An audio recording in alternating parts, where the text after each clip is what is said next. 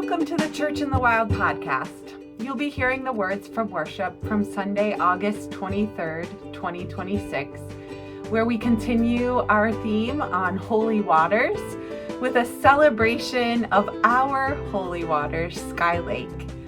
If you want to find out more about Church in the Wild and all of our upcoming events and programs, just go to churchinthewild.org. Thanks for listening.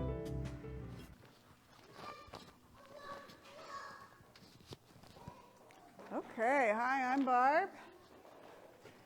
And last week, Corey described the Susquehanna River. I listened to the podcast. And how important it is for all the living things along its path. And I know 444 miles. Exactly. And I know this week is more about Sky Lake. However, I can't get away from the Susquehanna River. I have a lot of connections to it, so I'm going to continue with some stuff about. And actually, Sky Lake is in the Susquehanna watershed. So, okay.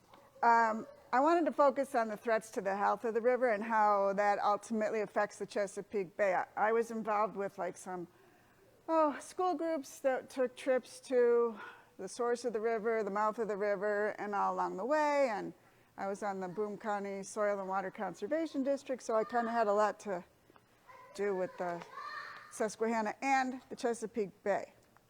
So, like Corey said, the river's source is Otsego Lake in Cooperstown, and its mouth is in the Chesapeake Bay in Maryland. And I was able to chaperone a group that we went up to Cooperstown and did some studies at the source. And it's crazy, it's like a little stream that would be in your backyard or something at the source of this river. It's so small. And then again, down at the Chesapeake Bay, it's so different. But the Chesapeake Bay is something called an estuary. I don't know if you know what an estuary is, but it's the largest estuary in the United States, and they're called brackish waters. They're mixtures of salt water and fresh water because the ocean meets the river there. And there's thousands, really, of animals and plants that are adapted for that specific kind of water. So estuaries are super important because certain life can't exist very well without the brackish water.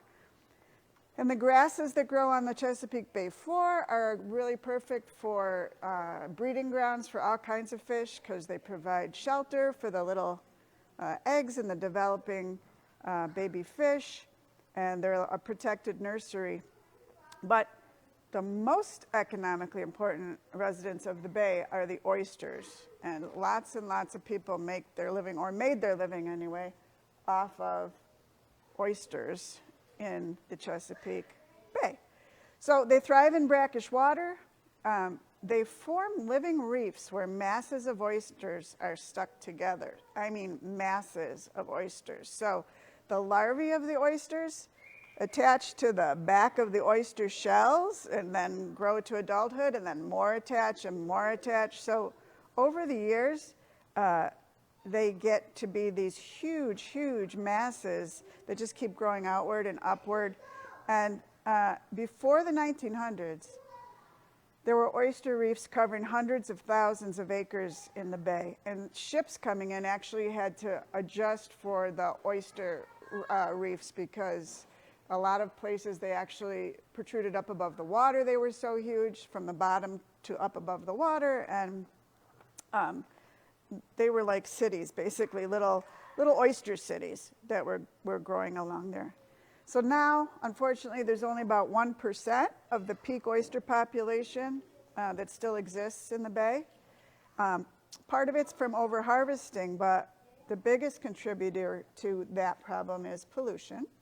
And it's not really what you'd expect necessarily. It's not industrial pollution that's the culprit. Does anybody know what the main source of pollution is that would? Algae plays a big part in it, and it's the source of pollution is what causes the algae to grow, actually. I'm sorry, what'd you say? The farming. Yeah, right, exactly. Exactly. Whoops. This fell off, Corey. I didn't do it on purpose. Yeah, no. Just keep going. Okay. So we think about farming as like all natural and nature friendly, but actually, in this case, the farming is the problem. The farms in New York and Pennsylvania have made the biggest contribution to the decline in these oysters, mostly Pennsylvania, since the Susquehanna flows through over half of that state, and there's a lot of farms down there.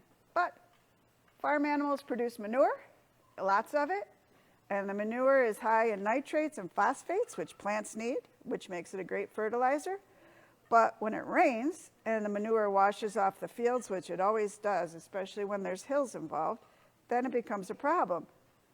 It flows into the streams that feed into the river, and the fertilizer causes algae blooms. And the algae can get so thick that it blocks out sunlight from getting to the grasses below that produce oxygen. And then eventually the algae dies, and the bacteria that eat the decomposing algae use up a lot of oxygen as they're living, to the point that you end up with these big dead zones all along the river and into the bay, where there is very little oxygen. And then you also get the topsoil from the farms that washes into the streams and makes its way to the bay. And the sediment from all the streams and rivers that lead into the bay has buried a lot of the estuary grasses that were used for breeding grounds, and it also buries a lot of the bottom-dwelling shellfish like the oysters.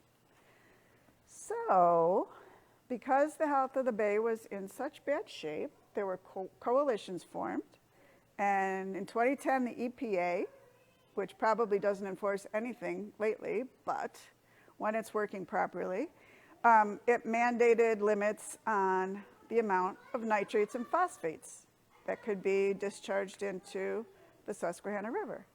And that's nice to say, but you can only really enforce that regulation from like industrial pipes or municipal sewage pipes, point source pollution, where you can go, oh, here's it's coming, we'll measure the nitrates and phosphates, but it's pretty impossible to do that when it comes to farms. I mean, you've got acres and acres of farm fields, lots of different farms, and who's to say, you know, what's who's responsible for what in that case. So all you can really do is create incentives for the farmers to practice environmentally friendly farming, and that's what the soil and water conservation districts do. And most counties in New York State have them. We have one. They help farmers to get grants and other funding to buy new equipment and get technical help in exchange for the farmers creating and carrying out plans to limit their nitrate and phosphate runoff. It's not that the farmers don't want to be environmentally friendly, but it costs money, you know? You have to spend money to do that, which unfortunately most farmers around here especially don't have. So farmers can have manure storage tanks built so they can access it when they need it, but they don't have to keep spreading it layer after layer on the fields to get rid of it. They can put up fencing to keep cows out of streams so they aren't pooping directly into the water, which I've unfortunately seen happening around here on farms a lot, actually, in Windsor. And they're just like down by the streams, and I'm sure they're doing whatever. But again, that's expensive to put in the fencing. And then the really amazing thing, and there's been a lot of Pennsylvania farms that have done this, is they built methane digesters where they make a manure slurry.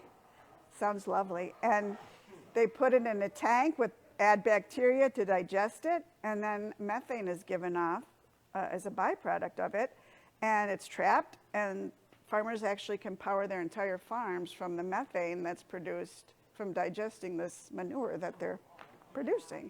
And then sometimes if they've got like extra, I don't understand power very well, but if they have extra left over, they can actually sell it, and you know. So manure can be an actual cash product in the long run. And it also keeps methane from getting into the atmosphere, and it's a big greenhouse gas, so it's a win-win. But it costs money. So besides being such an important commercial resource, oysters also actually clean the water. They're filter feeders. And back in the day, at their peak, they could filter all of the water in the Chesapeake Bay every 3 or 4 days. Every 3 or 4 days, all of the water in the Chesapeake Bay could be filtered through all of the oysters that were there. Now, it's about a year to filter the same amount. And the other thing the Conservation District does that's cool, if you have groups, school groups or whatever, maybe us, I don't know, but they have stencils you can get where you can paint next to like storm sewers, which we don't have in Windsor, but that says, no dumping, this drains into the Chesapeake Bay. And when people see that, it's kind of like, oh, you know, I didn't really think about that. So anyway. Huh? We could do that in Binghamton. A lot, you know what I found out though, when I worked for them was a lot of them already have it. So, but some don't, and who knows. We all need to remember though that anything we put in the streams or Sky Lake or anything probably will eventually make its way to the bay, so we have to be aware. Yes, this is Pink Moon, The Pond by Mary Oliver. You think it will never happen again. Then, one night in April, the tribes wake trilling. You walk down to the shore. Your coming stills them. But little by little the silence lifts until song is everywhere, and your soul rises from your bones and strides out over the water. It is a crazy thing to do, for no one can live like that, floating around in the darkness over the gauzy water. Left on the shore, your bones keep shouting, come back, but your soul won't listen. In the distance, it is sparkling like hot wires. So like a good friend, you decide to follow. You step off the shore and plummet to your knees. You slog forward to your thighs and sink to your cheekbones, and now you are caught by the cold chains of the water. You are vanishing while around you the frogs continue to sing, driving their music upward through your own throat, not even noticing you are someone else. And then when it happens, you see everything through their eyes, their joy, their necessity. You wear their webbed fingers, your throat swells. And that's when you know you will live whether you will or not, one way or another, because everything is everything else, one long muscle.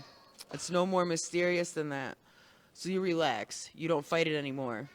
The darkness coming down, called water, called spring, called the green leaf, called the woman's body, as it turns into mud and leaves, as it betas in its cage of water, as it turns like a lonely spindle in the moonlight, as it says yes.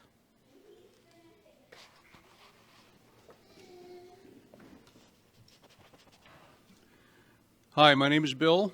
Our wisdom today comes from Thai-British artist Anoma Natasha Paleebut.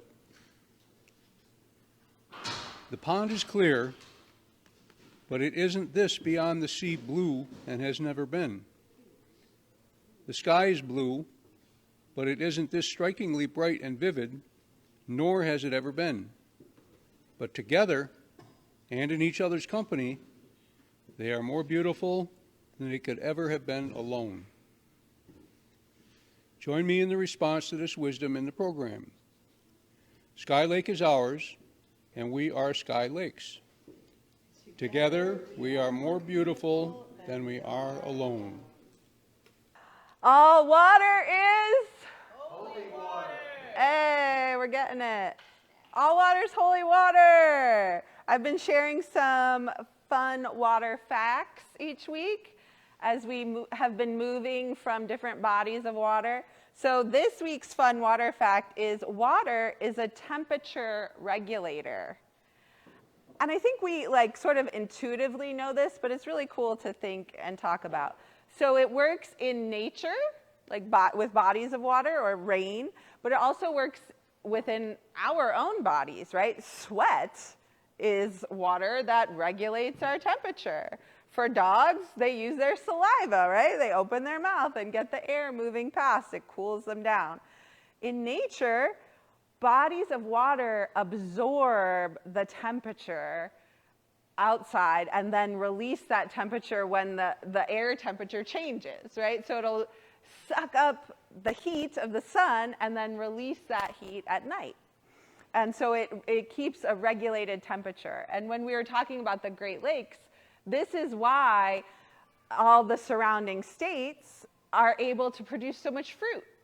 And their growing season's much longer because their environment, their temperatures are more stabilized because of that inland sea. Water is also the universal solvent.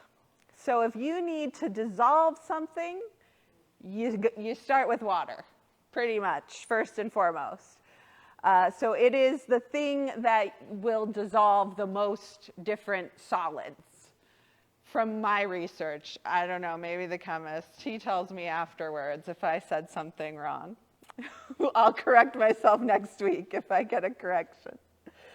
So water's really cool. It does important stuff for our bodies, right? It regulates our temperature, and it dissolves within us all the stuff that needs to be dissolved. And it does that out in the rest of nature too. Regulates the temperature of what's around it, and it dissolves and carries with it, as we talked about the Susquehanna last week, it carries with it all those minerals and nutrients, which can be good, or as Barb talked about today, it can carry with it a lot of stuff that has negative effects, all the fertilizer. But that's the important thing to know about how powerful water is, right? It could be a force for good or a force for destruction. So we've been talking about our bodies of water, starting with the ocean, Great Lakes, Susquehanna, and it comes home today. We are talking about our very own body of water, Sky Lake. And so I thought I would bring in my custom-made topography of Sky Lake. This is the shape of Sky Lake. And we always say it looks like a bird in flight, right? Like its wing. This is the big wing, and the tail, and the beak, which is a pretty cool shape for a lake. It's very interesting. We are over here, actually, so we're only seeing this. We miss a lot of that. You got to walk all the way around to get a sense of it.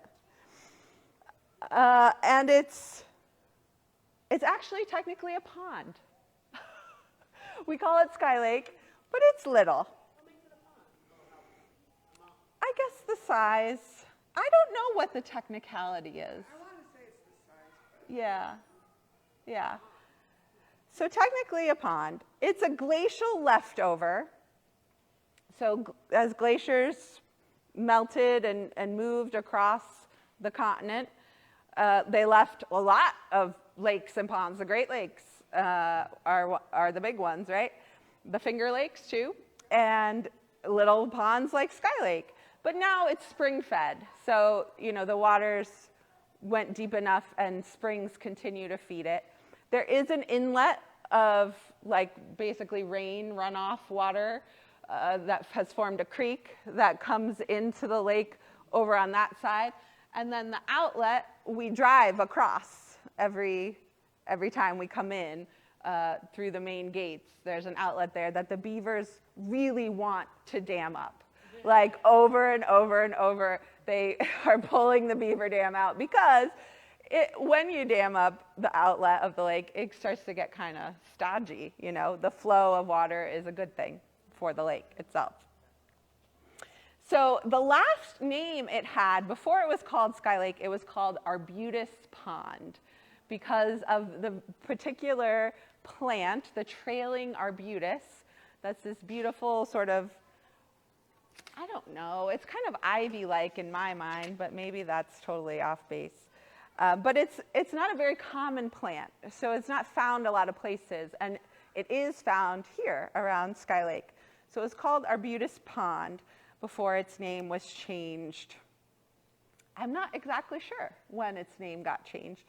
We'll have to do a little more research on that.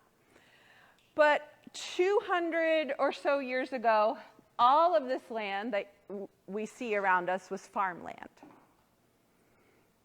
This is not an old growth forest. At least in my mind, I think of old growth as many hundreds of years. This is only a couple hundred.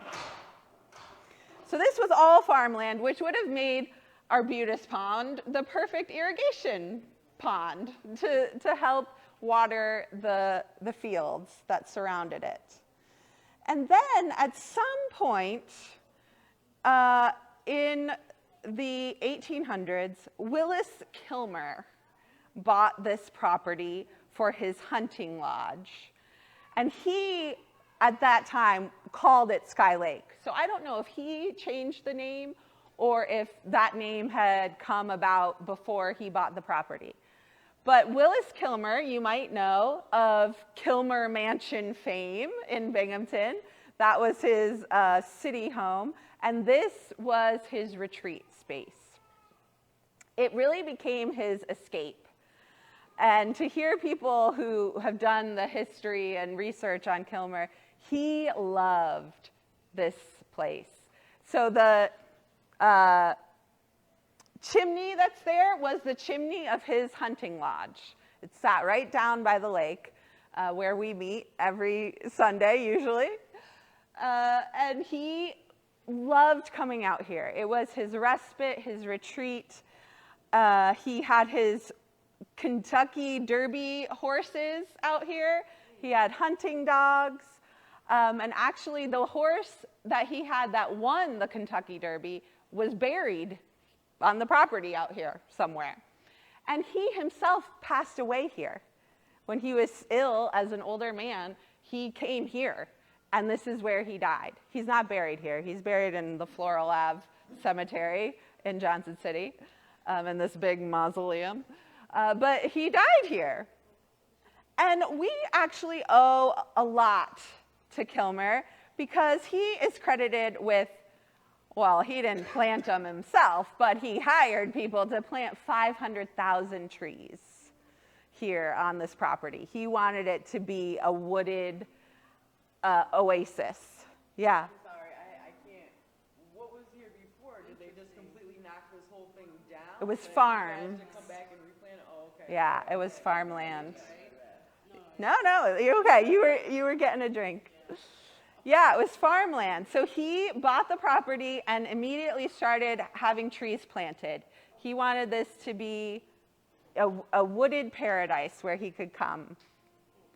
And he moved William Law Road. It used to come right down next to the lake, and he wanted more privacy. So he moved, I guess you could just move roads back then, I don't know. or he had enough money, right? So he moved the road back so that it wouldn't come onto his land and disrupt him. He wanted it to feel like this escape from everyone else. And we know Kilmer because he became rich slinging his uncle's, oh gosh, what was it called? Yeah, it was some kind of tonic, swamp root. Right. It was totally a scam. It basically was like from Sanitarium Springs, there's like a sign there that says like Kilmer's Sanitarium. He would just go get like muddy water and sell it to people, and it just gave you diarrhea. And you thought, oh, it's like clearing me out, and it just made you sick. And then you felt better after that and thought you were cured, I guess. I don't know. You might have. Yeah, so he made a lot of money selling this stuff. He built a bunch of different buildings in Binghamton. He started a newspaper at one point. The same guy? Yeah. So he made his fortune even after people started to say, this stuff doesn't work. He's kind of a con artist. He had enough money at that point that he was invested in all these other things and the horses. Yeah, so he was kind of a millionaire of his time. And this was his oasis. He loved coming out here. And he passed away in 1940 here, as I said.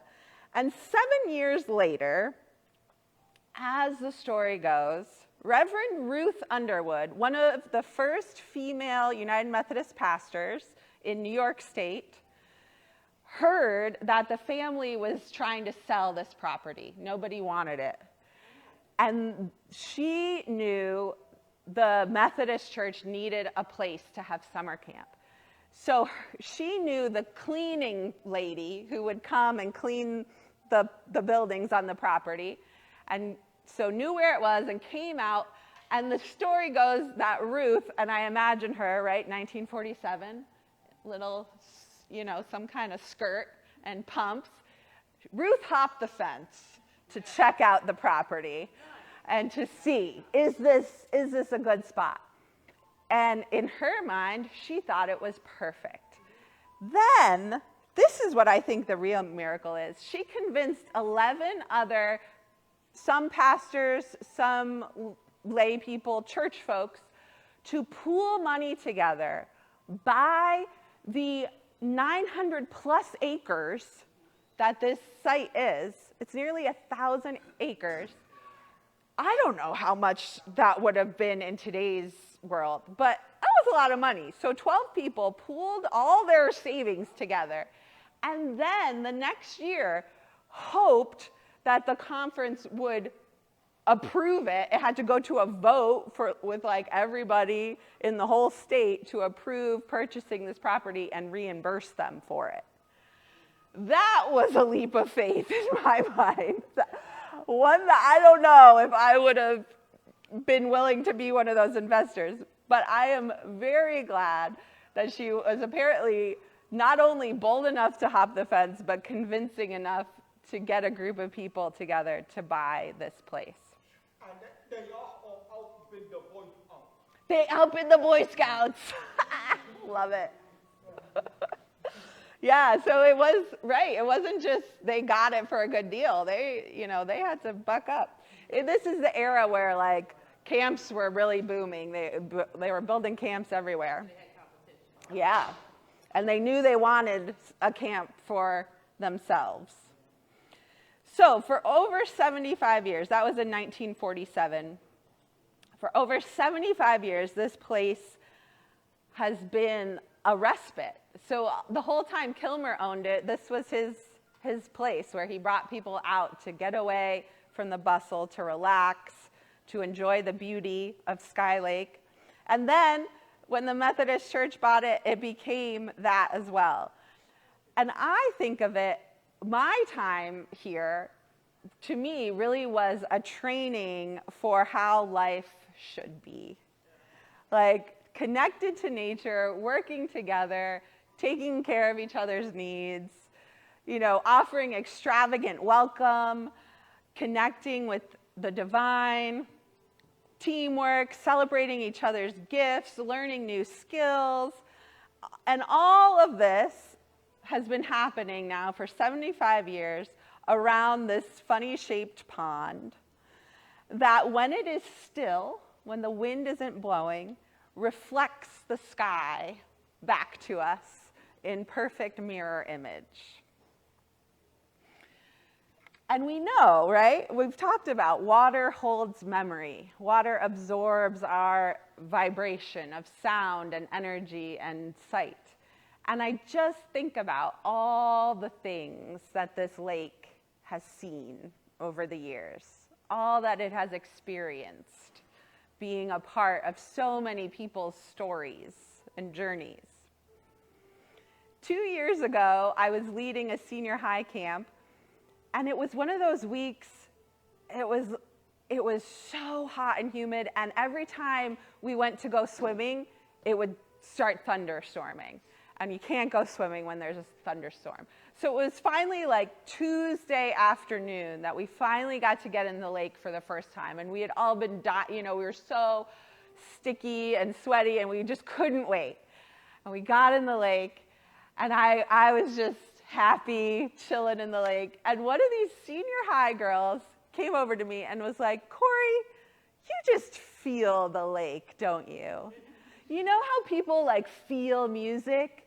That's how you feel the lake, right?" And I was like, that was the best thing anyone's ever said to me. Yes. I love how she put that into words, because I feel that energy when you get into a body of water that has been surrounded by all this beauty and love and joy and community. It's absorbed in all of that. And there's something really fascinating to me about this water itself. It's very silky. I know a few of us got in a couple weeks ago, but there's a lot of, yes, when I worked here and I got in every day of the summer, my hair was soft and smooth, my skin felt great. Like, there's something really nourishing about the algae and the water in there. And the fish biting your toes, yes.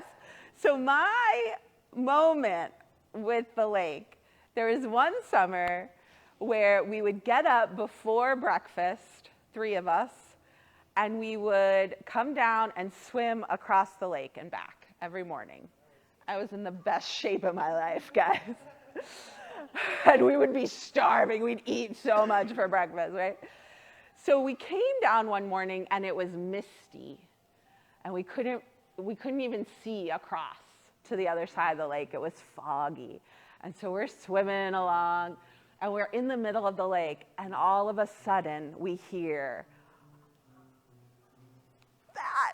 We hear that. We hear the geese. Honk, honk, honk. And we're like, oh gosh, they're getting closer. They're getting closer. And so we just sort of stopped in the center.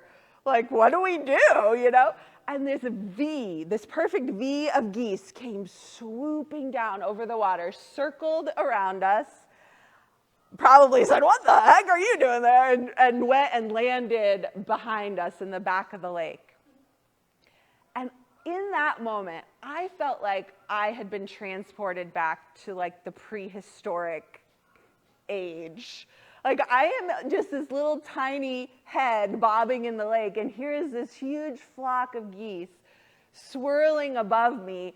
It could have been any point in history, right? Like, it could have been pterodactyls, for all I know, on the other side. But it was just this incredible moment that I'll never forget sharing with the lake.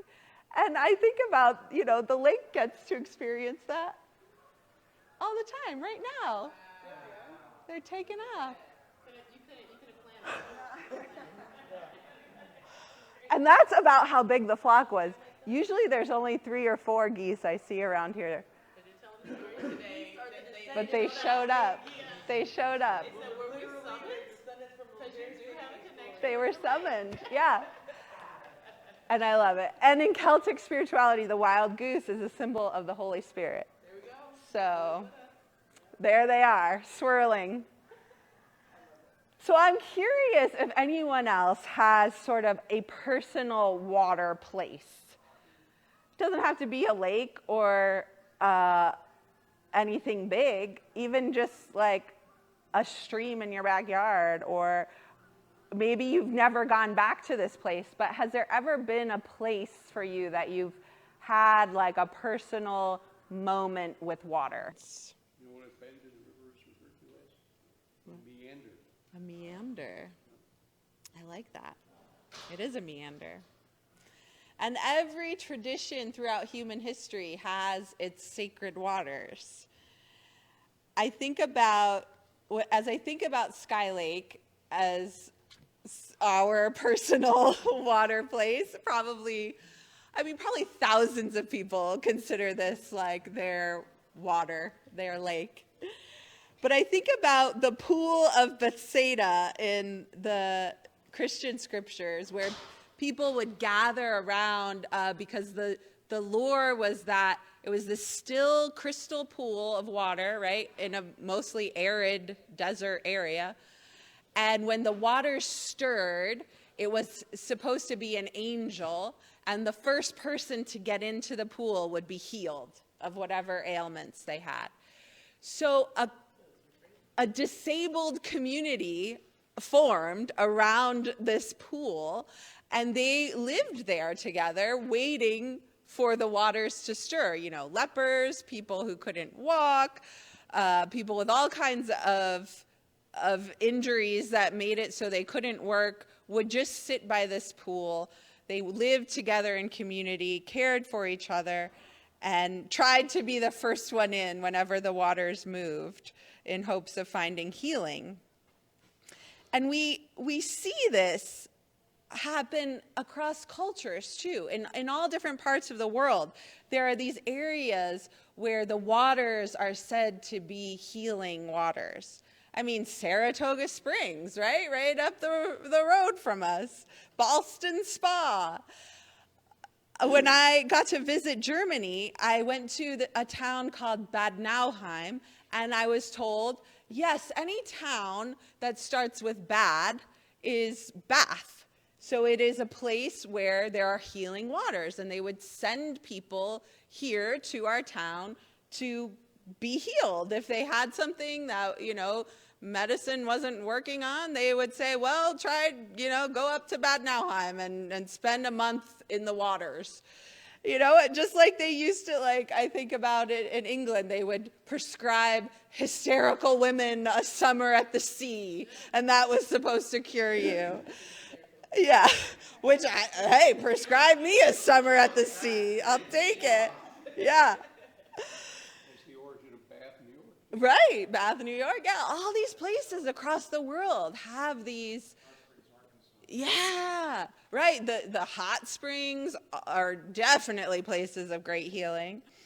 But just being told, go to the water for healing, is not some ancient. Yes. Right. But it isn't even like this old, ancient, or indigenous only practice. Like, people have been told to go to water for healing right up through, today, right? We still are saying that to people. So it makes sense, knowing all that we know about water, that we are told to return to it, that it will bring us healing, whether physically, emotionally, or spiritually. We are drawn to it. We are drawn to the waters because they remember us. The water remembers who we are, who we've been, and it will continue to reflect back at us as we grow into who we are becoming. Not just as an individual, but as a whole species, as humanity. And so today, we have been ending this time each week giving thanks for our body of water that we've been talking about. Today, we pause to give thanks for Sky Lake, for all that it has been to so many people, and for all that it has seen and witnessed and nurtured with its holy healing waters. Thank you, Lord.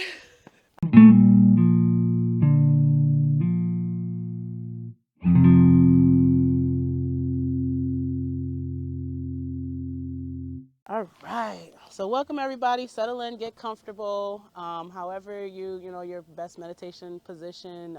If it's standing, sitting, eyes open, eyes closed, completely. However you feel most comfortable. Grounding and getting in tune. I just invite you to settle into this moment. All right. Allow your body to soften. Let your shoulders drop and relax your hands. If it feels comfortable, like I said, close your eyes, or we're right here on our subject matter, Sky Lake. So, feel free to therapeutically stare into the ripples. Just want to remind you, there's nowhere else that you need to be right now. Okay? Nowhere else. Just here in the moment where you are, just as natural as the breeze right now. And for these next few moments, simply just be here, okay? Be here with yourself. Be here with, nature. Be here with the lake, and with the water. Yeah. So, first of all, we'll start with connection. Connecting with the lake. Bring your attention to Sky Lake. Notice the water. Notice its movement or its stillness. Notice the sounds around it.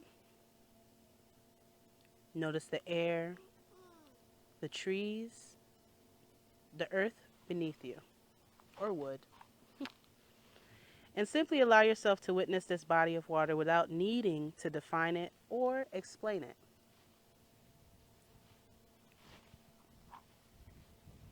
Water has been essential to human life since the beginning, and across cultures and generations, people have gathered around water to cleanse, to pray, to grieve, to celebrate, to begin again, and to find peace.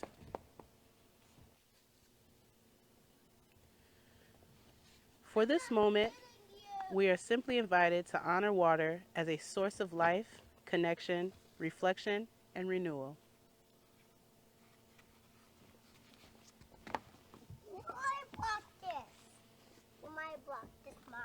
Now we're going to move from connection to witnessing.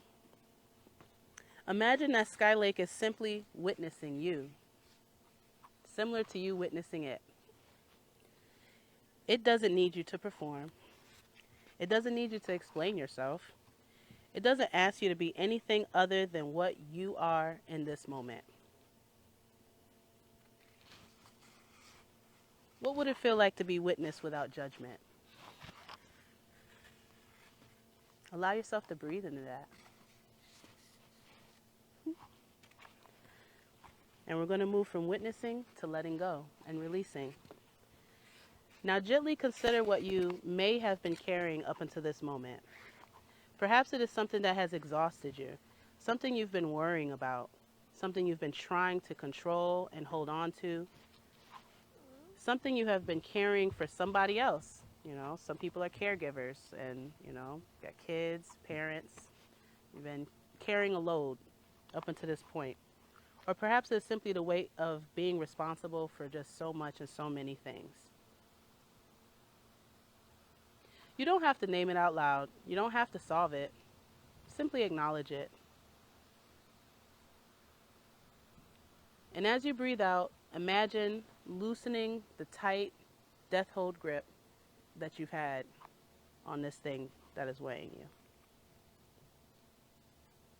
You might imagine placing that weight beside the water, not necessarily giving it away, but allowing yourself to stop carrying it for these few moments.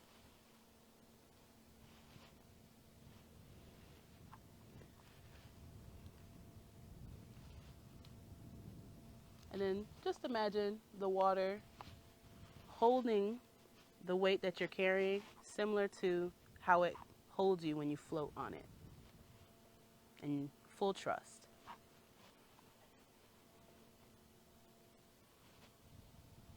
And allow yourself to just float there.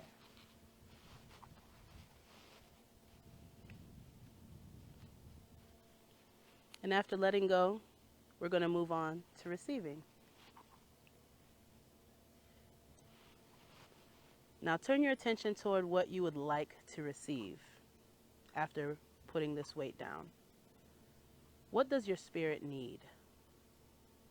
Perhaps it is rest, peace, clarity, maybe courage, joy, hope, or simply the permission to begin again. Whatever comes to you, simply hold that intention.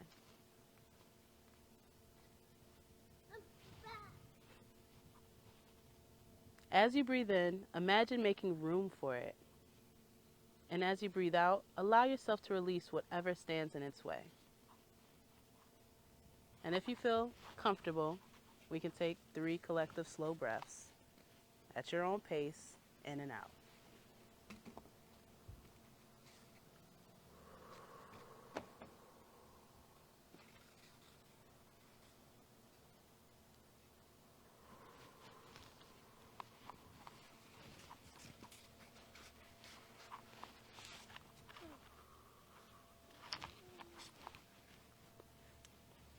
All right.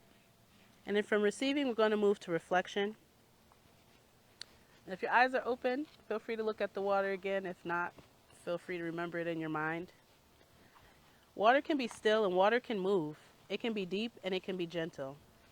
It can reflect what is around it without becoming what it reflects. Consider your own life. Where might you need this neutral stillness?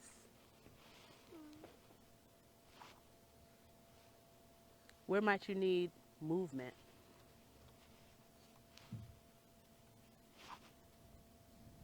And what might you be ready to reflect back to the world? Not because the world has asked you to, but because it is already within you.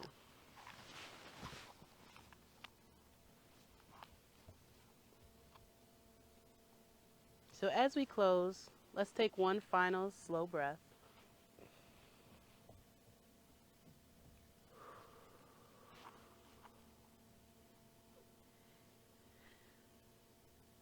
Feel your body.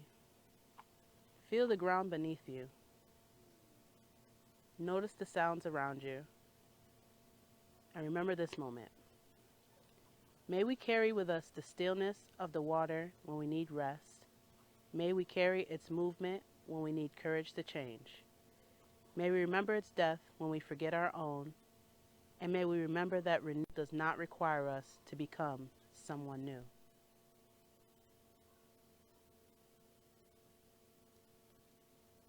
Sometimes renewal simply means returning to ourselves.